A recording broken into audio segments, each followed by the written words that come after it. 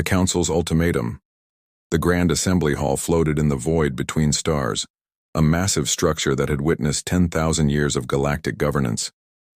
Inside its crystalline walls, representatives from 200 civilizations gathered in emergency session. The air itself seemed heavy with anticipation and barely concealed contempt. Chancellor Verthanus of the Krell Dominion stood at the central podium, his 6 eyes scanning the assembled delegates with cold calculation. His species had controlled the Council's military arm for 3 millennia, and he carried that authority in every movement. Behind him, holographic displays showed star maps with one system highlighted in angry red. Earth and its surrounding colonies glowed like an infection, spreading through carefully maintained order. The human delegation sat in the lower tier, a position reserved for species under review. There were only 5 of them, surrounded by hundreds of alien observers. Commander Sarah Chen maintained her composure despite feeling the weight of countless hostile stares. Beside her, Admiral James Park kept his hands folded, his expression unreadable. The other 3 members of their team remained equally stoic, though Sarah knew they could all feel the trap closing around them. Verthanus activated the display with a gesture, and images began flowing across the screens. Human ships entering contested space.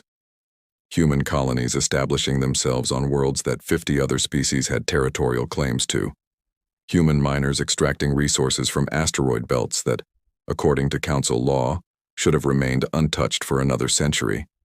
Each image was carefully selected, carefully framed to make humanity look like aggressive invaders rather than a species simply trying to survive and grow.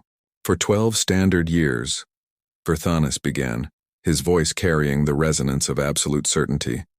This council has extended unprecedented tolerance to the human species. We welcomed them despite their obvious primitiveness. We shared knowledge that took our civilizations millennia to discover.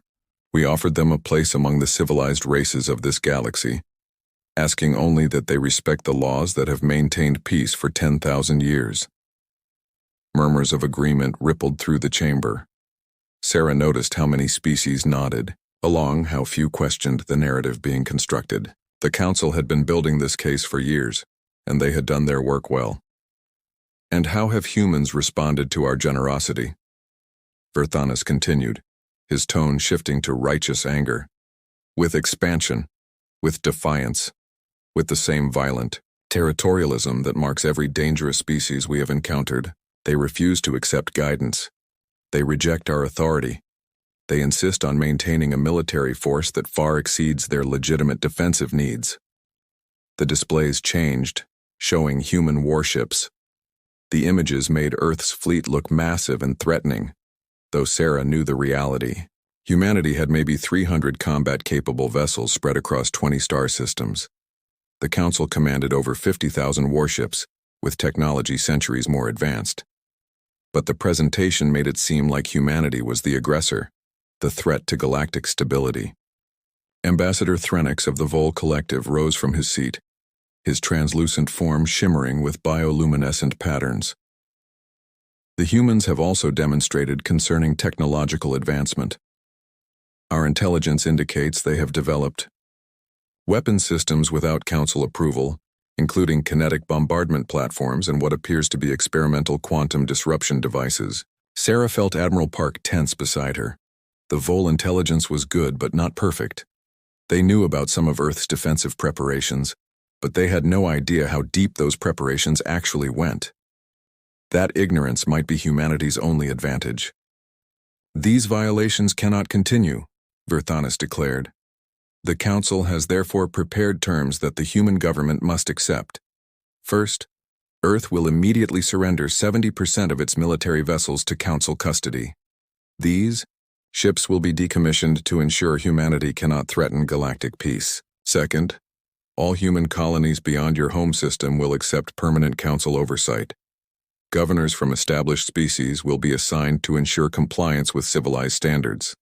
Third, humanity will pay reparations of 8 trillion credits for the disruption and instability your expansion has caused. The chamber erupted in approval. Species that had never even met a human cheered the decision. Sarah understood the psychology at work. The Council was demonstrating its power, reminding everyone what happened to species that did not fall in line. Humanity was being made an example, a warning to any other young race that might dare to challenge established order. "You have 48 standard cycles to comply," Verthanis announced. "Failure to accept these terms will be interpreted as an act of war against the Council itself. 23 battle fleets are already in position around human space. They will remain there as motivation for your cooperation." Sarah stood, her movement drawing immediate attention. The chamber fell silent, every eye turning toward the human delegation. She walked to the speaker's platform, her steps echoing in the vast space. Verthanis watched her approach with barely disguised amusement, clearly expecting either desperate pleading or angry futility. "Chancellor Verthanis, members of the Council," Sarah began, her voice steady and clear. "On behalf of the United Earth Government and the Terran Colonial Authority, I have a response to your demands." She paused, letting the moment stretch.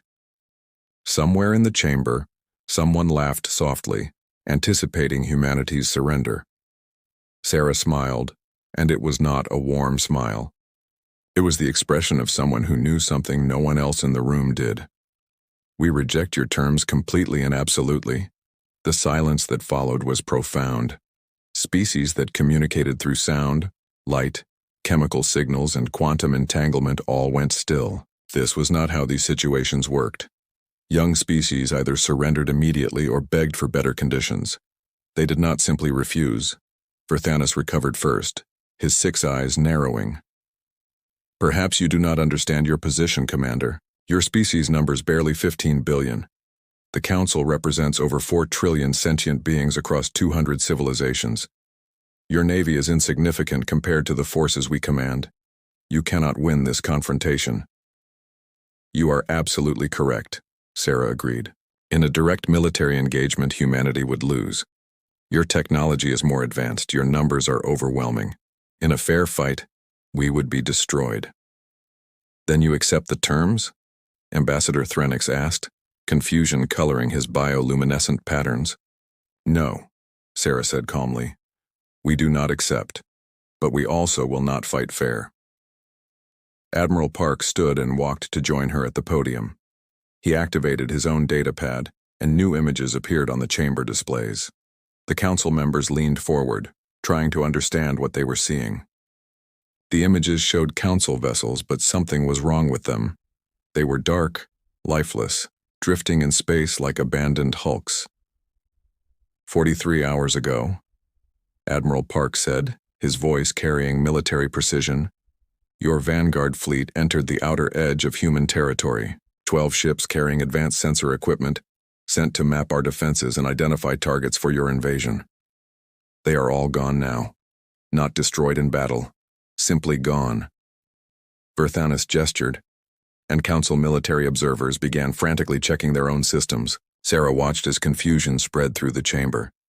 The Vanguard fleet had indeed gone silent, but Council Command had assumed it was a communications issue, something to be resolved with technical adjustments. "Your ships did not detect any weapons fire," Sarah continued. "No missile launches, no energy signatures, nothing that would indicate traditional combat. That is because humanity has spent 12 years preparing for this moment. We knew the Council would eventually demand our subjugation. We knew you would use your overwhelming force to break us. So we developed something different, something you have never encountered before." The displays changed again, showing what appeared to be empty space. Then the image zoomed in, enhanced, filtered through multiple spectrums. Suddenly, thousands of tiny objects became visible, so small they barely registered on sensors. They moved with purpose, swarming like insects, each one guided by quantum-entangled intelligence that made them effectively impossible to jam or deceive. "Autonomous hunter-seekers," Admiral Park explained.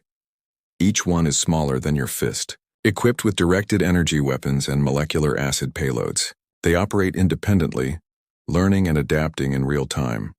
They can hide in asteroid fields, attach themselves to ship hulls, wait for months or years before activation. And we have seeded millions of them throughout this entire region of space." The chamber erupted in outrage and disbelief. Species began shouting in dozens of languages, their translations overlapping into chaos. Verthanis hammered for order, his confidence visibly shaken. "This is a lie," he declared. "A desperate bluff from a cornered species."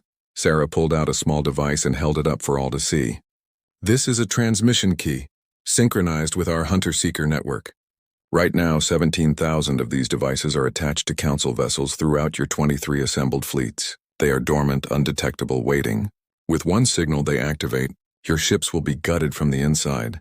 Their crews exposed to vacuum, their systems destroyed. You will lose 40% of your invasion force before you even understand what is happening." The silence returned, but now it carried a different quality. Fear had entered the chamber for the first time in centuries. "You have 48 cycles," Sarah said, echoing Verthanis' earlier words. "Withdraw your fleets from human space. Dissolve the Council's military authority. Accept humanity's proposal for a new galactic assembly based on equal representation rather than ancient privilege. These are our terms." "This is madness," Ambassador Threnix whispered, his form flickering with agitation. "You would start a war that will consume the galaxy. Billions will die." "No," Admiral Park corrected. "You started this war when you decided humanity should be enslaved. We are simply finishing it, and yes, billions may die, but they will not be human billions. We have been preparing for this moment since the day we first learned what the Council really was. A protection racket. An empire built on intimidation and the threat of overwhelming force. You have crushed 63 species over the past 5,000 years. You have turned them into servant races, stripped them of their autonomy and called it civilization." Sarah deactivated the device and returned it to her pocket. "We found the records you tried to hide. The species that resisted and were bombed into extinction. The ones that surrendered and now live as second-class citizens in their own systems. The entire foundation of this council is built on fear and subjugation. That ends now." Verthanis tried to regain control. "Even if your weapons work as you claim, you cannot sustain a conflict against the entire council. Our industrial capacity is limitless. We will build new fleets, develop countermeasures, and eventually overwhelm you through sheer numbers." "Perhaps," Sarah acknowledged. "But how many of your member species will still support the council by then? How many will see this as an opportunity to break free from your control? Your empire is held together by the belief that resistance is futile. Once we prove that belief wrong, everything falls apart." She turned and began walking toward the exit, the rest of the human delegation falling in behind her. As they reached the chamber doors, Sarah looked back one final time. 48 cycles, Chancellor. After that, the galaxy changes forever. Choose wisely." The doors sealed behind them, leaving the council chamber in chaos. Species were already arguing, some calling for immediate military action, others demanding retreat and negotiation. The foundation of galactic order was cracking, and everyone could feel it. Outside, as the human delegation boarded their shuttle, Admiral Park activated his encrypted communicator. "This is Park. Olympus Protocol is active. All units, prepare for Phase 2. Sarah looked out at the vast council station, at the thousands of ships docked around it, at the empire that had ruled through fear for so long. She thought about her daughter back on Earth, about all the human children who deserved a future where they could reach for the stars without permission from ancient powers. "God help us all," she whispered. The shuttle engines fired, carrying them away from the council station and toward a war that would remake the galaxy. Behind them, the council scrambled to understand how their carefully laid trap had become their own execution chamber. They still did not understand the most important truth about humanity. Humans did not fight wars to win. They fought wars to survive. And a species fighting for survival was the most dangerous force in the universe. The Retaliation, the war room aboard the Council flagship Eternal Dominion, hummed with barely controlled panic. Fleet Admiral Korvax stood before a tactical display that showed nothing but bad news. His command staff surrounded him, their various forms of anxiety manifesting in species-specific ways. The Kreln officers kept their six eyes constantly moving, searching for threats. The Vol representatives flickered between colors that indicated deep distress. Even the normally unshakable Thrain commanders were showing signs of stress in their neural patterns. "Report," Korvax demanded, his voice carrying the authority of 300 years of military service. He had commanded fleets in 17 campaigns, never once experiencing defeat. Today, That record was being systematically destroyed by a species that should not have been capable of meaningful resistance. Fifth Fleet has gone completely dark, reported his intelligence officer, a Quilian whose chitinous body was trembling. Last transmission indicated multiple hull breaches across all vessels. Before communication ceased, they reported small objects moving through their ships, cutting through bulkheads and life support systems. Casualty estimates exceed 90%. Ninth Fleet is requesting immediate withdrawal, another officer added. They have lost 43 ships in the past 6 hours. The attacks are coming from inside their own vessels. Security teams cannot locate or stop the intruders. Korvax felt something he had not experienced in centuries: genuine fear. This was not how wars were fought. Civilized species met in open space, exchanged fire with energy weapons and missiles, and the stronger force prevailed. What the humans were doing violated every understood principle of warfare. It was not honorable combat. It was extermination conducted with cold mechanical efficiency.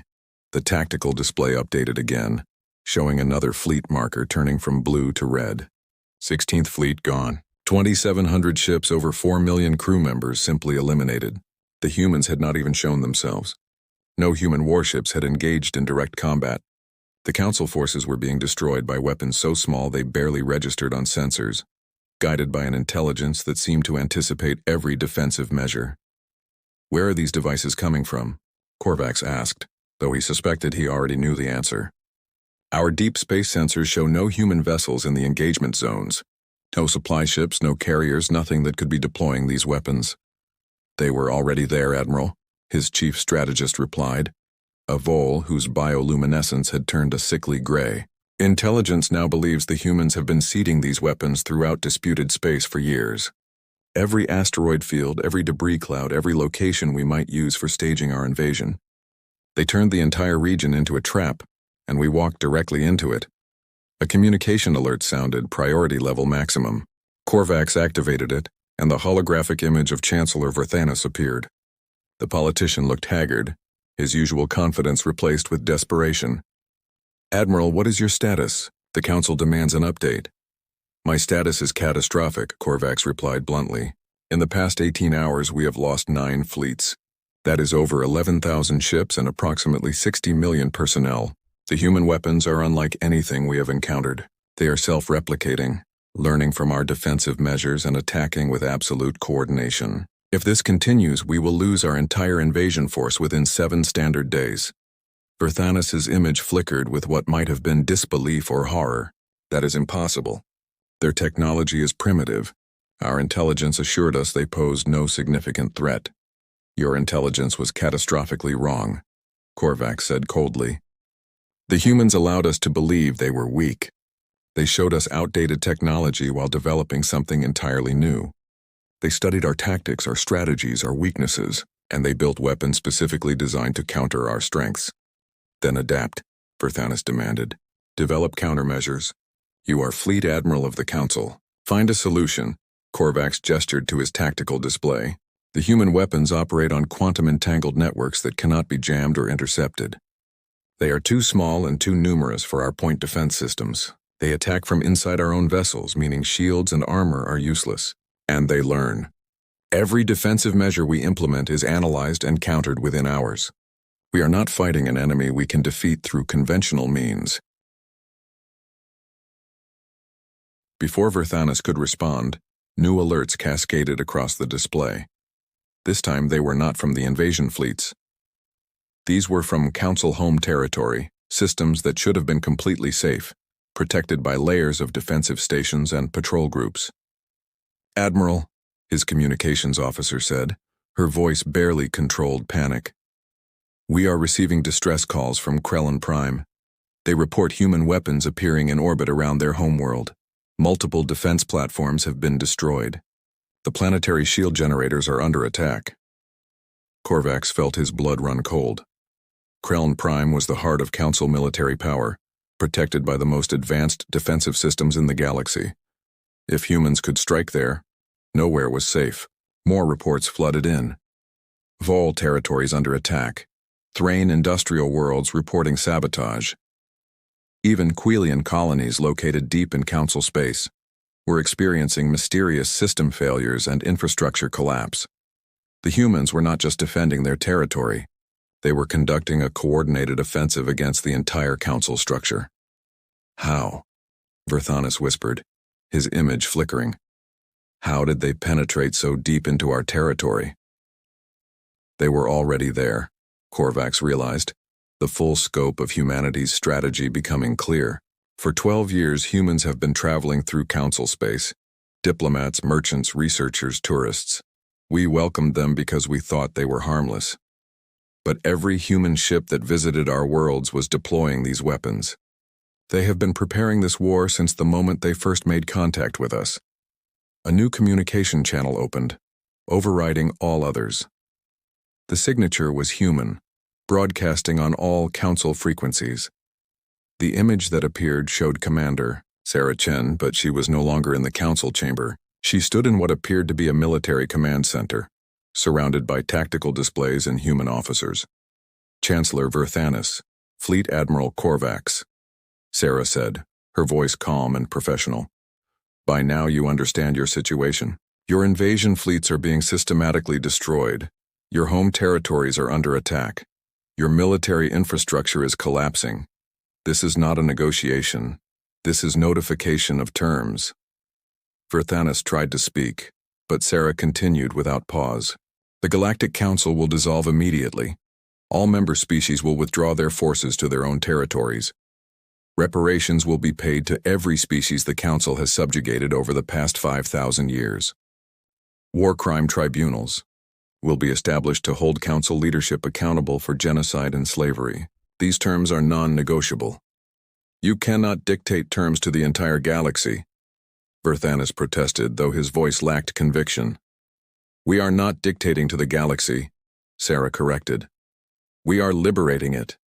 Your empire is already falling apart. 47 species have declared independence in the past 6 hours. Your member civilizations are abandoning you, Chancellor. They see that the Council cannot protect them. They see that humanity has broken your power. They are choosing freedom over fear. Admiral Park appeared beside Sarah on the transmission. Your fleets have 2 options. Surrender immediately and be allowed to retreat to your home systems, or continue fighting and be destroyed. We will accept the surrender of any vessel that powers down its weapons and follows our navigation protocols. Those that resist will be eliminated without mercy. Korvax looked at his tactical display. The situation was deteriorating by the minute. Ships were surrendering by the hundreds, their commanders choosing survival over loyalty to a council that had already lost. The few fleets that continued fighting were being torn apart, their vessels gutted by weapons that seemed to materialize from nowhere. You are monsters, Verthanis said, his voice breaking. You are destroying 10,000 years of civilization. No, Sarah replied, and her expression was harder than steel. We are ending 10,000 years of tyranny. Your civilization was built on the suffering of countless species.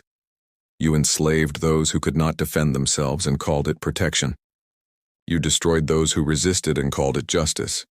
That ends today. The transmission cut off, leaving the Council leadership in silence. Korvax understood that the war was over, not because humanity had won through superior strength, but because they had demonstrated something far more powerful, the ability to strike anywhere at any time, with weapons that could not be stopped. The Council's entire power structure was based on the threat of overwhelming force. Humanity had made that threat meaningless. Orders, Admiral? His executive officer asked quietly. Korvax looked at the tactical display one last time. Over half his fleet was gone. The survivors were scattered, demoralized, and surrounded by invisible weapons that could activate at any moment. Continuing to fight would only result in complete annihilation. Signal all Council forces, he said, each word heavy with defeat. Cease hostilities.